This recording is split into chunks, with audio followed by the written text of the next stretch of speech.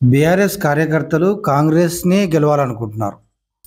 ఇదేంది విచిత్రంగా ఉంది హెడ్డింగు. హెడ్ ఉండే పెట్టావా? హ్యాంగోవర్ ఏమైనా అయిందా?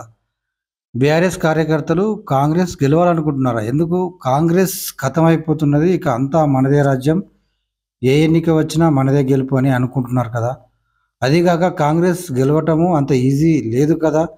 మరెందుకు ఈ ముచ్చట?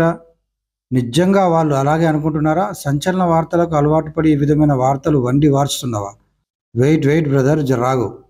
ఓ కేసీఆర్, ఓ కేటీఆర్, ఓ కవిత అధికారాన్ని వెలగబెట్టిన 10 ఏళ్ళు ఉద్యమకారులను, బీఆర్ఎస్ శ్రేణులను పట్టించుకోలేదు. ఆ తర్వాత జనాలు కర్రు కాల్చి వాత పెట్టారు.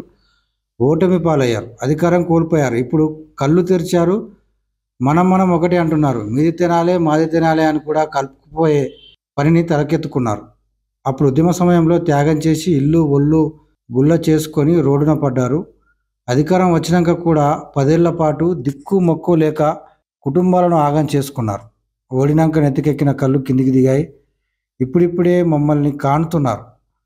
ఇప్పుడు గిట్లా బీజేపీ గెలిచిందే అనుకో, కాంగ్రెస్ ఓడింది అనుకో, ఇక చూసుకో మా వాళ్ళ పరిస్థితి. చూశారా, కాంగ్రెస్ పని కథమైంది. అందరూ వ్యతిరేకిస్తున్నారు.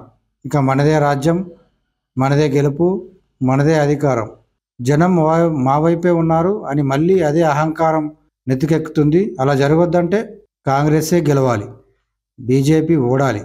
మేమే వాళ్లకు మళ్ళీ దిక్కుగా కనిపించాలి. మా దగ్గరికి రావాలి, మాకు లొంగాలి, అహంకారం వదలాలి, మమ్మల్ని పట్టించుకోవాలి, పార్టీ పదవులు ఇవ్వాలి. ఇవన్నీ జరగాలంటే కాంగ్రెస్సే గెలవాలి. ఇదే బీఆర్ఎస్ శ్రేణుల ఉద్యమకారుల అంతరంగం, అంతర్మదనం.